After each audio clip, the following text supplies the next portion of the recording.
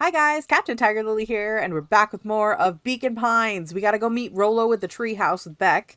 Now that we've played out that ending and everybody got frozen. Last episode we also found out that Gran was one of the people in one of the hazmat suits, but like it seems like there's something weird and fishy going on with that, so I don't know. But anyway, before we hop in and do that, hit the like button down below. Hit the subscribe button if you guys want to see more videos from me. Hit the notification bell, that way you guys will know when new videos go live. And of course, share the video around to anybody you think might enjoy watching me play through Beacon Pines. Our goal is to try and get every ending we can. So we have to get all the charms. We have to get all of the different branching pathways to find the right one. And we're just going to see what happens. But yeah. We have quite a few charms so far, and not all of them have a place to go yet, but I still need to check on a couple of them, but it's fine. If you guys do want to watch more of the videos as they come out early, hit the join button down below. You guys will get early access to videos as soon as I upload them, as opposed to as soon as I put them live. Those are very different times usually. So anyway, let's see what we've got for our branching pathways. Do we have anything new? Nothing there. We didn't do break. Yeah. Did we do break it? Yeah, we did. That was the newest one we did. So, oh, fight or flight from this one. That's a new one. Okay, we'll have to go back and do that one later. But anyway. Let's take off with Beck and we'll go to the treehouse. Nothing there. Okay. Uh-oh. For the last time, there's nothing to worry about. Of course, we're not worried. The clipboard finished writing with a scratchy flourish and looked up. Just dotting our I's and crossing our T's. Well, maybe try minding your P's and Q's. Uh-oh. Is somebody being suspicious?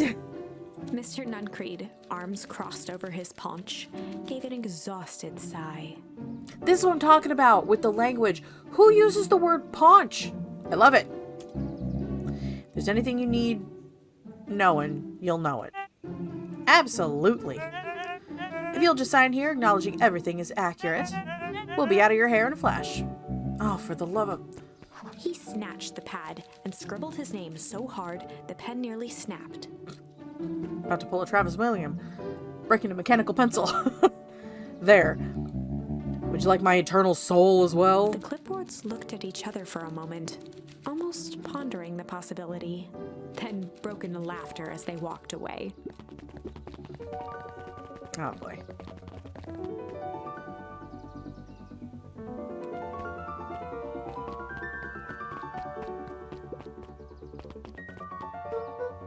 Hi, Mr. Nuncreed.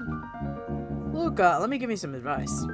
Next time somebody you don't know, asks to hear your thoughts, give him a good hard bop in the kisser. Oh, Gran tells me to just keep away from the clipboards. That's good, that's good. Your Gran is a smart lady, Luka. Speaking of which, better run along home now. Too dark out to be wandering on your own. Okay. I mean, technically I'm still sort of headed in that direction. But like... can I go down? I don't think there's anything down here, so... We've already pretty much gotten everything. I'll talk to these two since they're out front. Another day, another dollar. See you tomorrow, Z. Have you noticed how all the perennial harvest folk order the same drink?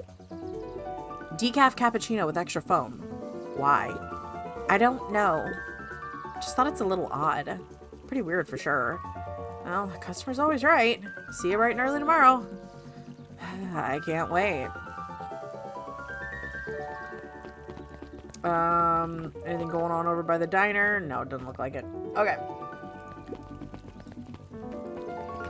Oh, excuse me. Oh. What are these guys still doing up? William Kerr and Gus Valentine proudly surveyed the half-covered festival banner. It's all coming together quite nicely. Couldn't have done it without The you. mayor gave a half-hearted shrug. Not so sure about that. Nonsense! That reminds me. I wasn't able to thank your sister for her contributions. Yeah, she's been indisposed of late. Doesn't much like me, does she? Oh, no, that's not it at all. She's just been busy. Of course. Regardless, I would be forever grateful if you could pass on my thanks to her. History Museum adds a real air of import to the whole affair. And we couldn't very well celebrate the story of Beacon Pines without including the Valentines. Your father was a great man. You're darn tootin' he was. Kerr locked his arm on Gus's shoulder. But I mean the entire Valentine family. Present company included. Can I ask you something, Mr. Kerr? Call me William. Ask away. William, why are you doing all this? Gosh, I've never felt one needed a compelling reason to throw a party. Not just the festival. All of this. There's got to be 100 down on their luck towns out there. Why is Perennial Harvest so invested in helping Beacon Pines? You know what I love the most about the agriculture business? Seeds. Seeds? Yep, little bundles of potential. With a glimmer in his eye, Kerr gestured grandly toward the horizon. I cannot stand Kerr. There's something super suspicious about him. He's way too, quote-unquote, friendly to everybody for there not to be something else going on. And we obviously saw the ending where bad stuff happens with Iggy and with Luka. It was not good. Treat a seed right, nurture it, feed it, and it can grow into something truly special. You see potential here. Undoubtedly.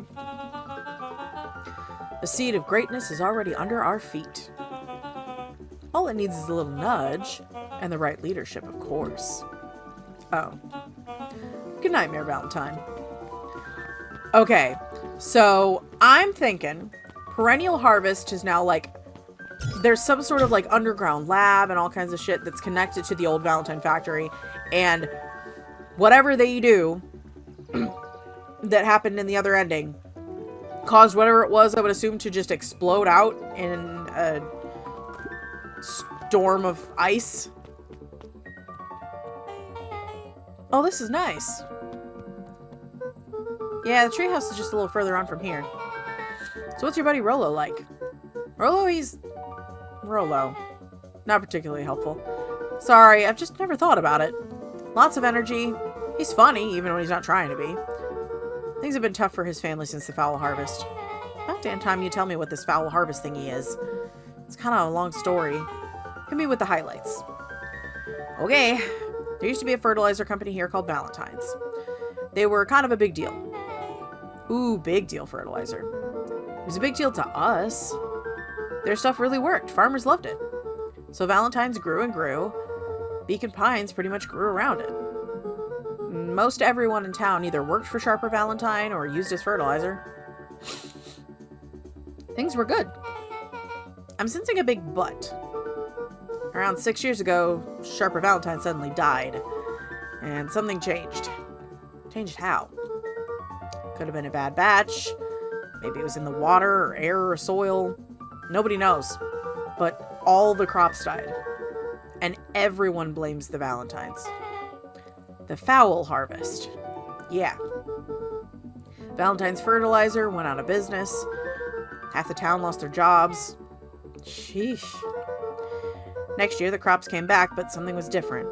You plant a crop, do everything right, and it's sort of a crapshoot what happens. And no one knows why? Nope. I take it Rolo's farm got the short end of the stick? Yep. For some reason, their farm was hit harder than the others. That sucks.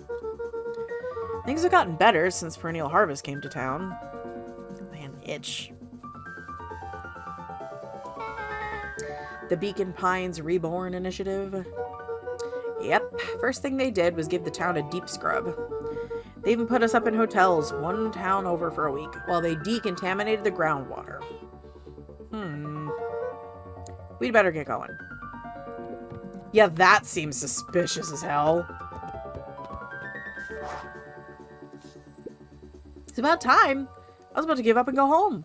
Who's the new kid? Name's Beck. You must be Rolo. I see my reputation precedes me. Welcome to Mission Control. Rolo waggled his head with pride. You'll find we've spared no expense in construction. I've seen worse looking piles of junk. Thanks. Hey, Luka. You know the security concerns we talked about? Yeah. While I was waiting, I made some improvements. Let me lock this baby down for a little test infiltration. Can't be too safe these days.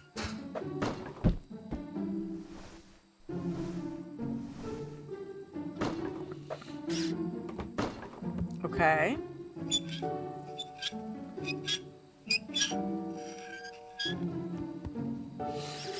What is he doing? Rolo, what are you doing? He goes all out, doesn't he? Always. Okay, new charm. Like it.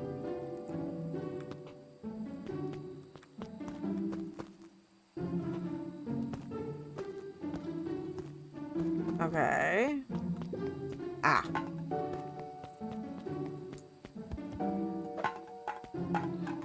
Are you really gonna make me aim this?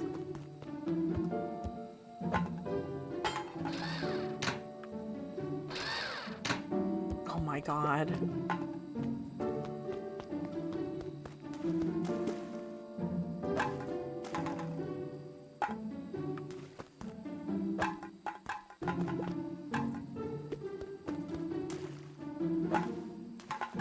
Not close enough.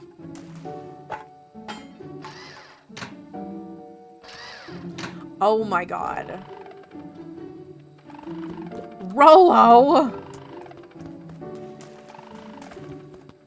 Ah, I didn't mean to do that. I went to pick up a new thing.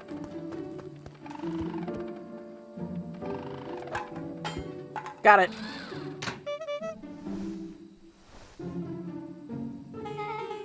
Where do you guys get all this junk in the first place? There's a guy across in town named Jeff who trades us junk for snacks. Junk food for junk. Nice.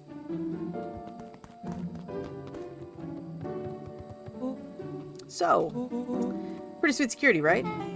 It was imaginative, I'll give you that. Luka, are we sure we can trust the new recruit? I'll vouch for her. Thanks, I guess? Okay, Luka, you promised to fill me in about the Valentine warehouse. Luka sucked in a long breath. So like I said, there was someone there. What were they doing? I don't know, but the place was lit up and active. Maybe they were squatters? I don't think so. It seemed more organized. When the man pulled me in, I saw some sort of equipment running. A man pulled you in? Yeah, but I got away. You keep saying it was a man. They were wearing a mask, right? Yeah. Then it could have been a woman. How'd you get away? I grabbed a rock or something and broke their mask. They let go when I ran. Dang. That's intense. No wonder you freaked out when you saw your grandma. Yeah, that's the other part. On our way here, Beck and I saw Eris Valentine meeting with Gran, wearing the same sort of hazmat suit. Rolo let out a low whistle. And they weren't there for idle chit-chat. It was a proper clandestine meetup.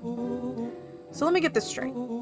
There's an operation in full swing at the Valentine warehouse. You were almost abducted by a strange man or woman in a protective suit. And then you saw your Gran, in the same suit, talking to Eris Valentine. Pretty much. I'm beginning to think this town is kind of awesome. Rolo and Luka shot back a look. No offense. And so we can logically conclude, aliens or alien zombies have infiltrated the town. And their leader is your Gran. She tried to murder you. First of all, and for the last time, there are no aliens. Second, it couldn't have been my Gran at the warehouse. I broke that person's mask to get away. The mask Gran was wearing wasn't damaged. But she's definitely hiding something. Maybe.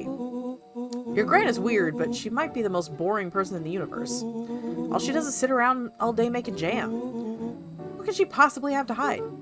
I don't know. We haven't talked much since she moved in. Moved in? Your Gran isn't from here? No, she came a few months ago. She came a few months back to take care of me after his mom went missing. Did you know your Gran before? Not really, no. It's been years since I'd seen her. Luka, don't take this the wrong way, but are we sure your gran is on the up and up? Luka gazed out the window.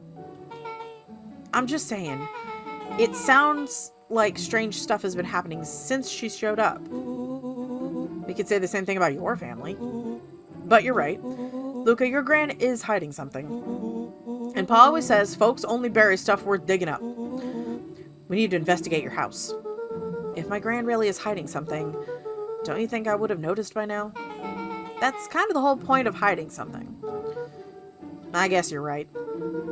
Gran's been leaving the house for hours at a time this week. I'll call you two tomorrow when the coast is clear. And we can start getting to the bottom of this. I'm always game for a good snoop. You can count me in. This is a much better start for our little friend group. Chapter Oh my god. 6. Secret lair. Okay. Summer forged ahead, but the nights only seemed to grow colder. Luka walked home slowly under the pale starlight, cautious to avoid any more surprises lurking in the shadows. Reaching home, he Always slipped smart. quietly into bed, half dreading what they might discover the next day. I mean, that's fair. What time is it?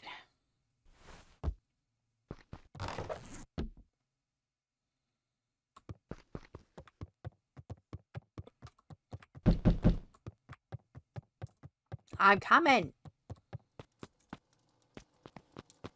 There we go. Rolo, what on earth is this? That ridiculous thing on your head. Oh, this? Helps me think. Yeah, it's a deer stalker. You're gonna need a lot more of those. Joke all you want. We'll see who's laughing when I crack this case wide open. Coast clear? Yep, whatever she's been up to this week, it's been keeping her busy most of the day. Very well. The game's afoot. Luka and Beck rolled their eyes as Rolo strutted across the room. I love this. If I were a gran, where would I hide my deepest, darkest secrets? Perhaps where you might least expect.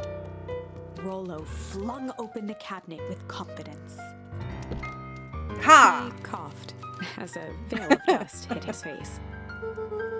I think it's safe to assume anything that dusty isn't what we're looking for. Or maybe that's what she wants you to think. Then again, any good detective knows not to trust their first hunch. Not necessarily. Sometimes your hunches are right. First hunches are for suckers. Oh my god, Rolo. Eureka! She's lit a fire in order to burn the evidence. She keeps that fire going every day, Rolo. Drat. It may already be too late.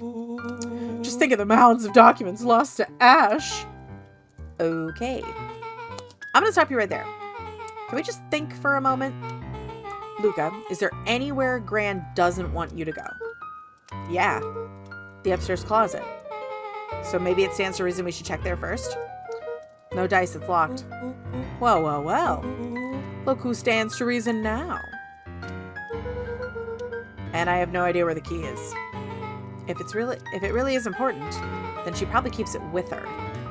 Anywhere else? She has her berry bushes. Who has ever thought, I'm gonna take this important thing and huck it in a bush? True. Anything else? Maybe something out of the ordinary?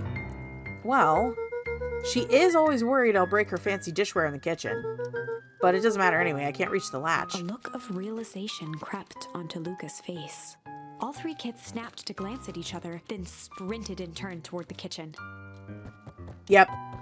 Something's in that cabinet. Alright, Rolo. It's your time to shine. Ah, yes. You've called upon my expert detective skills. And now I shall proceed with... Before he could finish, Luka scrambled up Rolo's back. Hey, this isn't my idea of detective work. Every squad needs a good lockpick, and every good lockpick needs a sturdy head to sit on. This is beneath my standing. Stop complaining and hold still. Got it. The three crowded around the hutch to peer in. With the glass doors opened, a perfect porcelain display gleamed in front of them. Their eyes searched for anything amiss. But the only distinct feature was its impeccability. Well, that was anticlimactic. Yeah. I don't really know what we were expecting. Like, oh hey! Let me just yank on this random teacup As and... Beck pulled on one of the teacups, it slanted forward with a hollow click. The entire hutch began to rustle and slide under its own power. Seems like your Grand's been doing some remodeling. Dude, only 2 types of people have secret lairs. Evil masterminds and superheroes. So which one do you think she is? We're about to find out.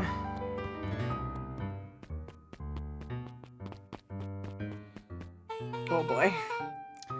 Okay, so more of an unhinged conspiracist vibe? Oh wow. This cannot be good. We need to look around before jumping to conclusions. What do we have here? Barrels marked caution explosive. And jam jars? That's enough jam to feed the whole town. What kind of incendiary jam is your Grand making? Ooh. Is she... Oh my god. She had us giving specifically the top layer of jams to the other 2 that were in her group, but made sure that Nuncreed got the plain jars. So I'm betting you anything that those jars weren't real jam. If they were, there's probably a smaller thing inside or something buried underneath or whatever that is the explosive. They're trying to blow up whatever Perennial Harvest is doing. She wouldn't have had me walking around town delivering bombs. Right? Only one way to find out. Rolo casually spun open a lid and dipped his finger in the jam. Huckleberries. He smacked his lips. Hint of brown sugar. And... ink? What? Rolo plunged his hand in the jar, fishing out a soggy slip of paper. Aha! Rolo offered the slimy note to Luka and licked his fingers clean. It's addressed to Mrs. Fratelli. A grand jamgram? It says, last night I used the disguise Eris provided to scout the location. The timing window should be possible. Operation Sparkplug is a go. Aw man, are they doing a heist? Whatever it is, it can't be good. More of a bombshell than a bomb, am I right? You're new here, so I'll let that slide. But I'm the bad joke guy around here. Okay, so maybe not sending explosives, but they're definitely using the jam jars as a way for Gran to communicate with them. So I'd bet anything that, like, when they give, like, if they give the empty jars back or they're giving anything back, that they're sending messages back to Gran. That would make sense.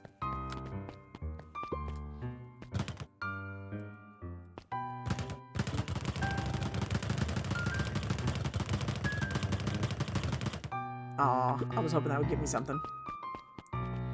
A spider web of string connected photos of people from the town, interspersed with hastily scrawled notes. Well, she sure has kept herself busy. Is your Gran a serial killer? Because I'm starting to get a vibe. Don't be ridiculous. Sure, she's just tracking the movements of everyone in town. Out of the kindness of her heart. She put little symbols by some of them. Yeah, Mr. Nuncreed has a check mark. The clipboards are all inside a big circle. My mom's are both on there. Both with question marks? Gus Valentine has a question mark.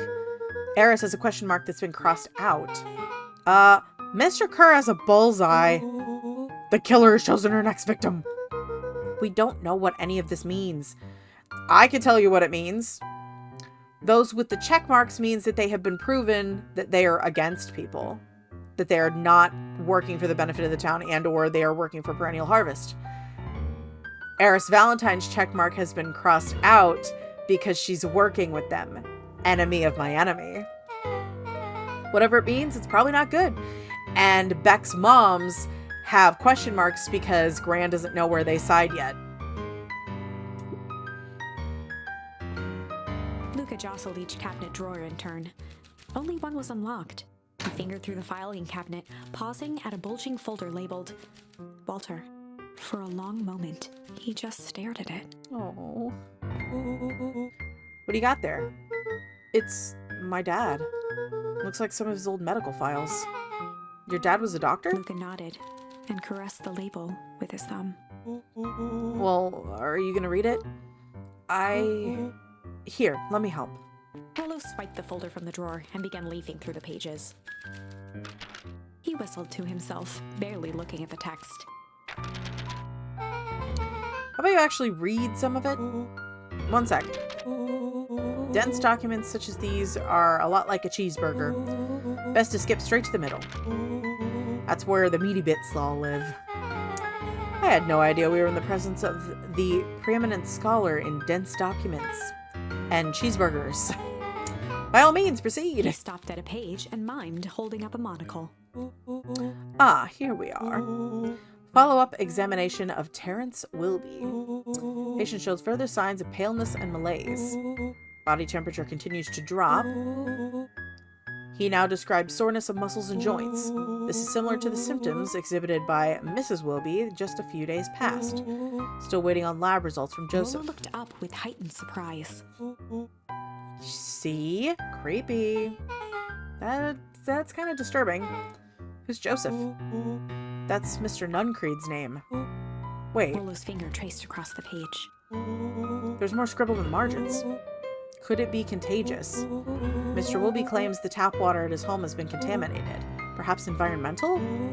Lab results only raise more questions. It's like he came back to this report later and made those notes. So it might be related to something else. Rolo scanned through several more pages. Here, the writing looks shaky. I just couldn't help her.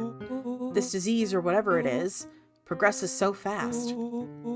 And with his wife passing, Terrence's condition followed close behind. Hold on. Exacerbated by the loss. Enough is enough. I need to take matters into my own hands. Luka, staring blankly at the cabinet this whole time, spoke softly. What does it say next? Rolo rustled the folder, trying to loose more pages. That's where it ends. What? There has to be more. Luka frantically shoved the remaining cabinet folders, trying to find another labeled Walter. Luka, I think that's the only one. It's alphabetical, see? What do you mean enough is enough? How did he take matters into his own hands? This is bullshit. Luka slammed the drawer shut. Okay, so my theory now. After having read that, what if the green ooze stuff that we saw that leaked out on the hose got into the water supply? We saw what it did to Iggy and what it did to Beck's hair in those two endings.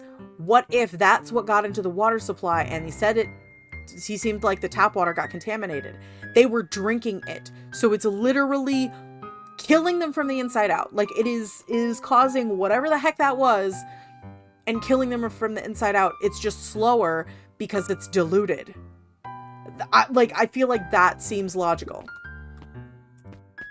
They crowded around a worn-down old map of Beacon Pines.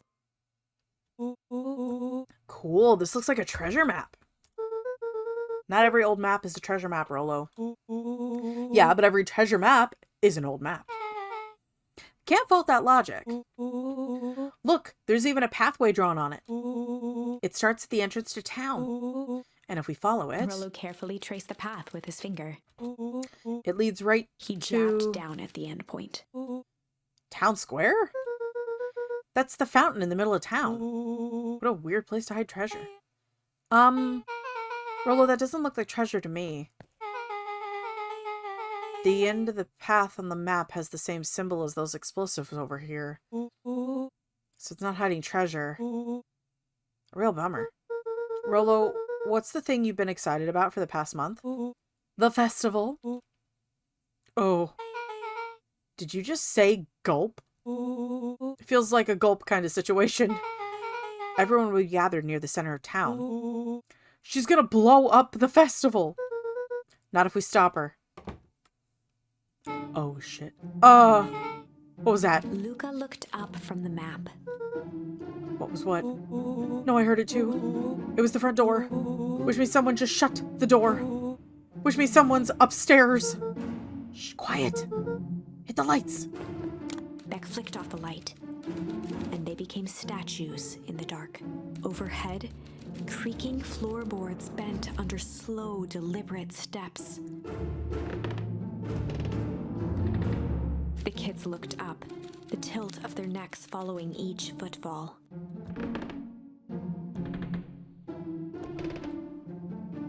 Then suddenly, it stopped. Without realizing, they'd been holding their breath. All three exhaled shakily and glanced at each other. A muffled male voice broke the silence. Hello? A final few footsteps reached the entrance above them, and the voice now echoed down the stairs. Anyone down there? The three kids shuffled to the corners without a peep.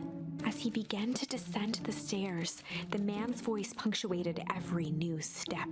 I'm pretty sure that's the farmer's market guy, right? With the produce stand? Thump,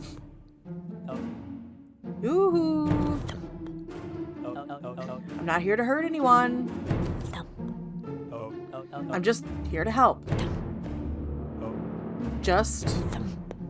At the bottom step, the man paused, squinting to search the room for signs of life. Huh. Guess it's nothing. Rolo shifted suddenly. Luka gave him an intense, chastising look and whispered through clenched teeth. Rolo, don't. It was too late. Rolo was already inching toward the stairway. He screeched as he charged toward the shadowy figure. Oh God, Rolo. Flaming chicken coop! With all his weight, Rolo tackled the man to the ground. Rolo? Mysterious creepy man? Anyone there? From the dark corner, they saw something move. Well, I didn't know if I had it in me. There's only one way to find out. Holy crap, Rolo, that was awesome. Wait, did you just kill a person? Luka scrambled to the hunched figure on the ground. Pressing his fingers to the man's neck, he sighed with relief. You sure clobbered him good, Rolo. He's knocked out As cold. Beck flicked back on the light, Luka and Rolo both gasped in stereo. Mr. Tolliver? Oh, God. Chapter 7. The I was right. Interrogation of Hiram Tolliver. Still unconscious, Mr. Tolliver slumped heavily in a shoddy old chair. His hands were bound with rope, his feet tied with some loose string. The kids huddled in a circle, discussing their plan. One thing was certain. They couldn't just let Mr. Tolliver go. They needed to know what he was doing in Luka's house. Kind of fair. After some deliberation, it was decided. They'd run a classic good cop.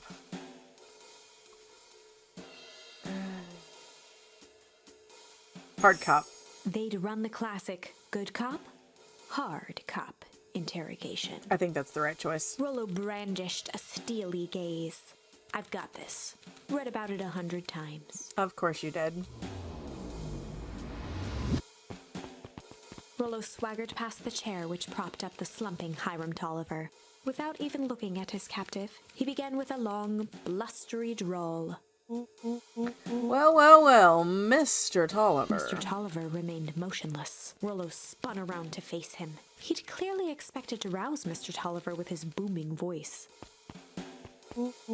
Mr. Tolliver? Beck and Luka gave each other an unsure glance. Rolo slammed his fist on the table. I said, Mr. Tolliver! He grabbed the table lamp and beamed it onto the unconscious face. Mr. Tolliver groaned and slowly lifted his head. He recoiled with a muddled, weary squint. What in the world? The chair wobbled as he attempted to straighten up. Who's there? Mr. Tolliver could only make out rough shapes through the glaring light. With a gruff tone, Rolo hoped to both conceal his voice and intimidate. I'll be asking the questions here, punk. Now hold on. Let's just calm down. Oh, I am calm. Calm as a carrot in dirt. As for you, looks like you're sweating. The doubtful expression on Beck and Luka's faces transformed into awe. We can do this my way, or let's just say I've never needed another way. Rolo, hitting his stride, was now channeling every detective trope his memory could recall. I love him so much. He's such a goober. He slammed the table again. Now dance! Well, I don't even... Mr. Tolliver's voice became desperate. He was nearly in tears. You tied me down. How on earth can I dance? With your mouth, punk. Spill the beans. What are you doing poking around this house? I'm here to help Juniper. To make sure everything's ready. So you're in cahoots with Gran. Gran? Mr. Tolliver was in a daze. Oh, now you more dummy, confused Rolo. than ever. Gonna help her blow up the festival, eh? Blow up the festival? Good He lord. shook his head, feeling more and more dizzy. No, you've got it all wrong. Where is she now? She's headed to the source. Source? What's the source? It's where His voice faded to a whisper. the town began. Where it all began. What is Operation Sparkplug? With that, Mr. Tolliver passed out cold.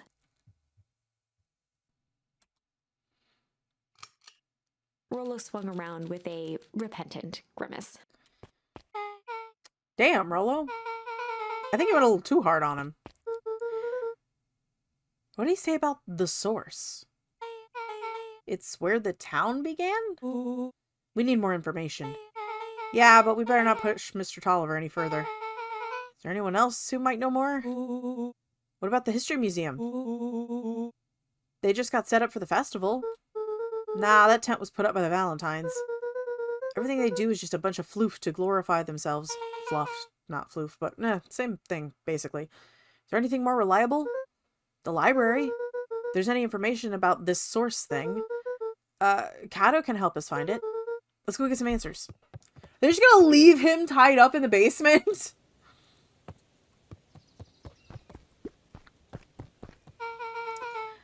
This is a dang nice library. Thanks, we work hard on it. Aren't you a little too adorable to be a librarian? Oh, Kato hung out here so much, they eventually gave him a set of keys. I just keep an eye on the place for Miss Novak sometimes. You got you working for free? It's quiet and I get access to all the books I can read. What more can a person want? Fair enough. What can I do for y'all? We need a favor. I already told you and Rolo. I can't put you any higher on the wait list for the next Hank Atomic. And if you're here with more candy, I'll have you know I can't be bought. Call it a personal code of conscience. Actually, we're looking to do some research. Now you're speaking my language. What are you looking for? Here's the thing. We sort of don't know. What do you got on the history of the town? There's the county record archives. What's in those? Births, deaths, newspaper clippings, stuff like that. Pretty boring reading. But they do go all the way back to when the town was founded. Great, we'll start there. Okay. Chapter 8. 6 feet under, 3 towns over.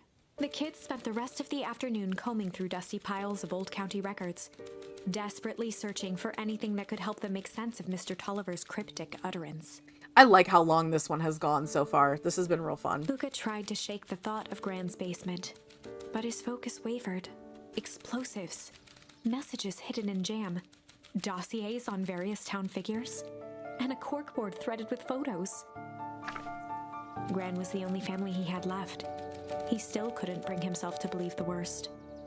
But the old map with the symbol of explosives in town square made that difficult. Unless they're trying to remove them, and that's why she has them now. As the sun began to set, the kids were no closer to the truth. If I have to read any more records, my eyeballs are gonna pop. We have to keep digging. If I dig another word, I'm gonna end up in one of those asinine death records. Rolo Connor lived a full and wonderful life until he read so much boring crud that his brain oozed out of his ears. Rolo shut his book with an assertive nod. If you've got a better idea, spit it out.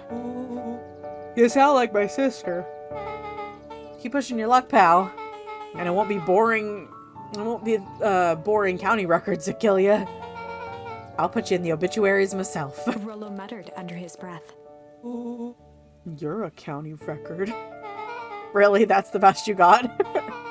When I'm done with you, you'll be the footnote in history. Just Beck like... slammed her finger down on the open page before glancing down to read. J. Hartford here. I'd love to see you try. Hey. We're all a little tired here. Let's just take a minute and... Something tickled the back of Luka's mind. Wait, what was the name, Beck? In the obit? J. Hartford. From Brooksville Tribune 8 years ago. That can't be right. What is it? J. Hartford. That's my grand's name, Juniper Hartford. Maybe there were 2 J. Hartfords? Mrs. Hartford is survived by her young daughter, E. Hartford. My mom's name is Eleanor. Okay, this is getting creepy. If your gran is 6 feet under 3 towns over, roll credits, then who am I living with? The question hung in the air. So either it's not the real Juniper Hartford or she faked her death? Alright, gang, I gotta close up for the night. Beck rubbed her eyes. How late is it? Almost 10. Oh crap, Paul's gonna kill me. I gotta go. Yeah, my parents will be worried sick. Okay, let's meet up as early as we can at the festival tomorrow. What are you gonna do about the unconscious man in your basement? I'll think of something. Luka's heart was pounding as he approached the house. If he was lucky, Gran, or whoever it was, hadn't gotten back yet. And of course, there was Mr. Tolliver tied up and unconscious in the basement. Dealing with him would be the first order of business. Luka shook out his arms to calm his nerves before entering. Oh boy. Uh-oh. He held perfectly still, tempering his breath, and listened closely. She was asleep. His only hope was that she hadn't found Mr. Tolliver before dozing off. Can we even do that from here? I mean, it looks like... Why would she not close it?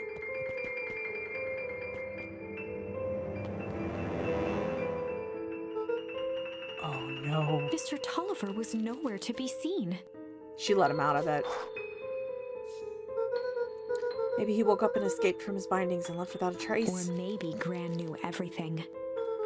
What do I do? Luka's hungry stomach groaned. Not realizing it, he'd gone the entire day without eating. Oh, geez, kid. That sounds like me. Okay, I can figure this out. Just need a little brain food. Luka rushed over to the pile of jam jars, unscrewed one, and shoveled a handful into his mouth. I love that. I'm afraid your jam delivery will be delayed. He flipped the lid to read the label. Mr. Nuncreed. Okay, now I can think. So if Gran knows we tied up Mr. Tolliver, I'm screwed.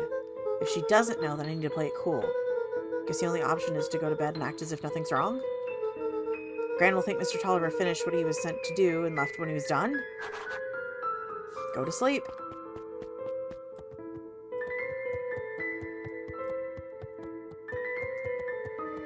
Oh, shit. Gran? Okay, stick to the plan. Go to bed and play cool. As Luka climbed the final stair, the emotion of the day dragged heavily on him. With each consecutive step, his legs weakened. His stride began to falter.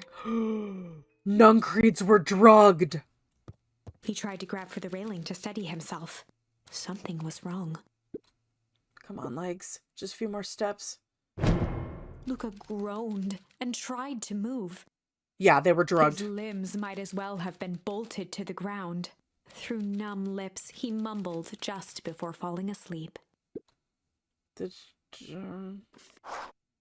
Well, I went to sleep. Yikes. Sweet boy. What did you get yourself into? I hope she put him in bed, not down the stairs. Rest now and let me handle everything. Okay. Oh boy. Chapter 9. A speech to end all speeches. Luka awoke to find himself face down in bed. He moaned into his pillow. Why would Gran drug him? Or rather, Why was she trying to drug Mr. Nuncreed? Shaking the questions from his woozy head, Luka snapped back to the matter at hand. The festival. Okay. Let's go. Is she home? Or did she already leave? I wonder if there's anything else down here I can get. I don't think so.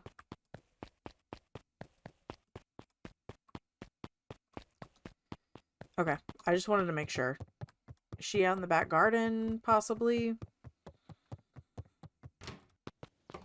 No. Okay. Well, let's go to the festival then. Okay.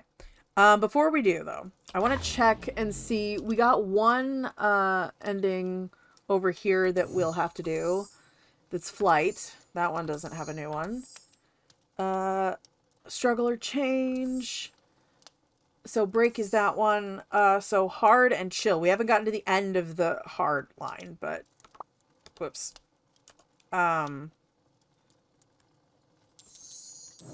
Yeah. And then let's see, which charms have we not used? So we've got adorable, incendiary, lavish. We haven't used pull, we haven't used indulgent, accept, weep, pungent, refuse, succulent, cling, tender, junk, smack, and I don't think we used hide. We have a lot that we have not used. Keep hitting the wrong buttons. All right.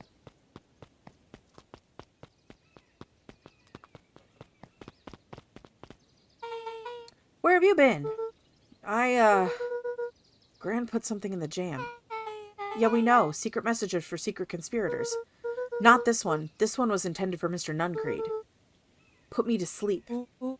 Whoa. Sly devil. I think she's trying to remove him from the equation. He might be in danger. Have you found anything? We looked around, but haven't seen anything odd. Your Gran is nowhere to be found. But Mr. Nuncreed is just loafing around, waiting for the speech. What speech? Mayor Gus just got to the podium. Everyone's gathered at the stage. Let's get moving. Oh boy. Augustus Valentine nervously wiped his brow. Okay, so I see... Do I see Mr. Tolliver anywhere? I don't. Not from this view, anyway. I see the, oh, I can't remember her name. But from the diner. Is this thing... Oh, I hate that noise. Hello, Beacon Pines. I'm Augustus Valentine, your mayor, and I suppose you already know that. Oh yes, before we get started, I just wanted to take a moment to recognize someone who couldn't be here today. The town wouldn't be where it is today without my father, Sharper Valentine. So I thought we could begin with a round of applause befitting such a great man. Yikes. Even that's more than the old codger deserved. Gus cleared his throat and awkwardly loosened his tie. Right, where was I? William Kerr bounded on the stage with the energy of a preacher at a big tent revival. Yep, that sounds about right. Gus Valentine, everyone. He gave Gus a hearty slap on the back and motioned him off the stage. Let's hear it for our mayor. What a great turnout. Ah, heck, I didn't prepare anything. But I suppose I could say a few words. It would be a shame to waste such a beautiful podium. Mr. Kerr pulled a thick stack of note cards out from his vest. Community, conviction, commitment. These are the things we celebrate at Perennial Harvest. For us, these are the pillars of the bridge to a better... Oh, God, sorry. It's a lot of talking. It makes me yawn every single time. For us, these are the pillars of the bridge to a better tomorrow. But I think it's time to add a new pillar. Change. Change is a powerful thing. It's inexorable, unavoidable, and undeniable. And I am dadgum thankful for it. Change is the reason we're all together today. It's hard for me to believe that it was only 4 years ago when fate brought me here. A simple business trip which brought me to a small town which would change my life forever. Mr. Kerr took a moment to survey the crowd. You know what? He wiped away a single tear. Ugh, of course. From the second I set foot in Beacon Pines, something about this place has held me captive. That's a choice of words. You see, change represents opportunity. It represents potential. It was change that helped me recognize the potential of this place. To see that the people of this town, despite suffering great loss, still held on to things that made them special. He thumped the podium to emphasize each word. Community, conviction, commitment. Change. Mr. Kerr nodded confidently, biting his lip. The crowd was silent, in rapt attention. Fate made a perfect match that day. Nothing is more important to you all than community. And Perennial Harvest is a community first and foremost. Mr. Kerr methodically made eye contact with each section of the crowd. The only way you made it through the foul harvest was an unshakable conviction. A conviction that a better tomorrow was just over the horizon. Perennial Harvest was founded on that conviction that we are that horizon. This festival is a symbol of our commitment to each other. His voice began to build to a crescendo. And now we walk hand in hand into the future we shape together. And that's what change is all about. Grabbing the future by the scruff of the neck and making things happen. Change is a choice. I am tickled pink that we will all be making that choice together. How great is that? Just imagine what we can accomplish. What was that? The crowd began to look around nervously. Don't worry, a little thunder isn't going to ruin this day. Everyone remain calm. Mr. Kerr quickly flicked through his note cards. Where was I? Through all my travels, I've learned one true thing. One always reaps what they sow. We have all planted a lot of good in this town. And so, it is with a happy heart that I can proclaim, He raised his hands up to the heavens. our harvest awaits! Well, there goes the ice again. Shit. At that moment, a merciless wall of impossibly cold air ripped through the crowd, instantly freezing everyone and everything it touched. Damn. For a man like William Kerr, this was a fitting way for things to end. On a stage, with an entire town frozen in rapt attention for the rest of time. The end. Damn. There's that ice again! Whenever I think we're getting close, it comes along and ruins everything! Maybe we should just quit? Maybe you should just close the book, walk away, and never think of me again. Oh. No, Nope, we're gonna I figure don't this out mean too. that.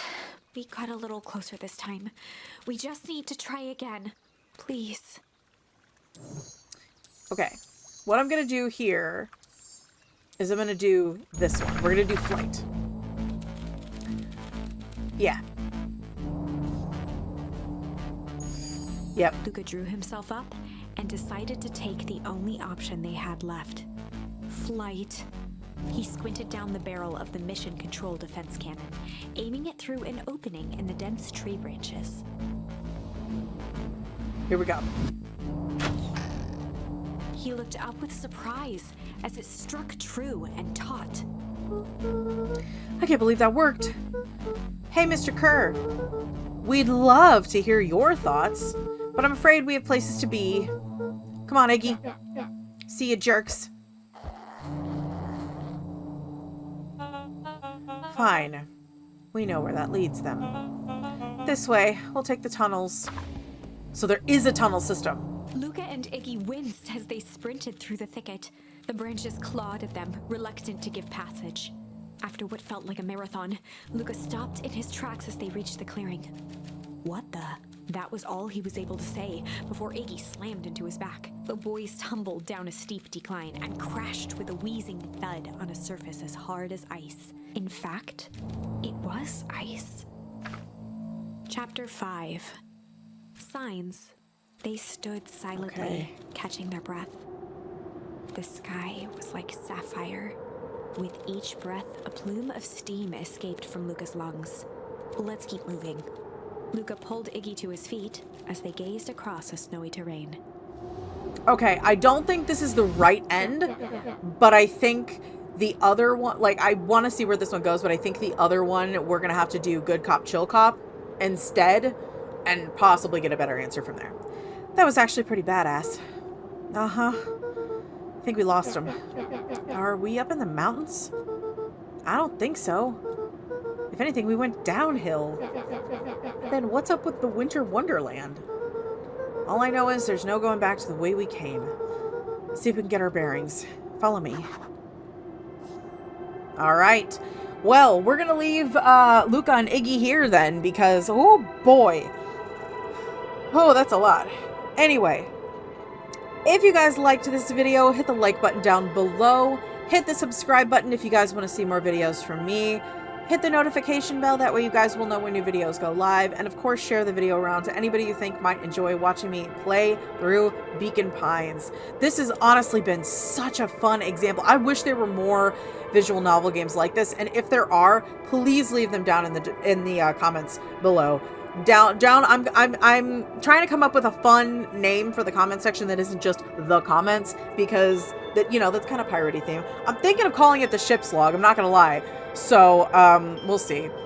But anyway, I'm loving this story format. It's so fun. And I love having, like, you're getting a little bit of, like, the narrator's thoughts about things in between the endings, because she's very, like, involved. She's like, I want to find the right end of the story. And I'm sitting here going, I want to find the right end of the story. Like, the heck? But yeah, so far we haven't found any other branching paths but the ones we've already taken. So we'll see where this Winter Wonderland goes, and I guess we'll go from there. But if you guys want to check out the rest of Beacon Pines that's happened so far, that link is going to be down below me here on the screen. The link to the game is down in the description. If you guys do want to play this for yourselves, which I would highly suggest, I've been having a fantastic time with this. And if you guys want to get access to videos early, that link is down below. Hit the join button if you want to do that. Socials are down in the description as well if you guys want to check those out. I don't really use much of them, but I'm trying. Honestly, I'm probably just going to take Instagram off there because I don't use it. I don't know. I might just leave it on, but I just never use it.